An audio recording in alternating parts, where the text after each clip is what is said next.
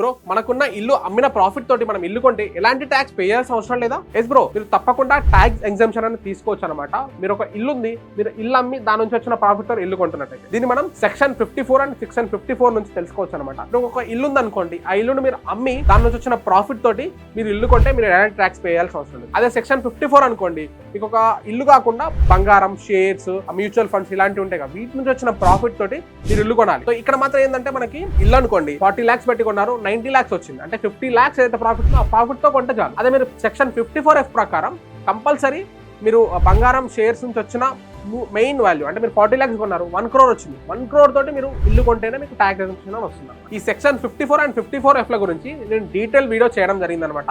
ఆ video link వచ్చేసి కింద మీకు యూట్యూబ్ లో అయితే కింద ఉంటుంది అండ్ ఇన్స్టాగ్రామ్ లో అయితే బయోలో ఉంటుంది అనమాట. లేదంటే మీరు డైరెక్ట్ యూట్యూబ్ లోకి వెళ్ళి చూడాలంటే యూనిక్ రియాలిటీ అని సెర్చ్ చేయండి, మీకు డైరెక్ట్ లో వీడియో కూడా వస్తుంది అనమాట. ఆ వీడియో కూడా మీరు చూసి ఇలాంటి మరెన్నో వీడియోస్ కోసం మన ఛానల్ ని సబ్స్క్రైబ్ చేసుకోండి.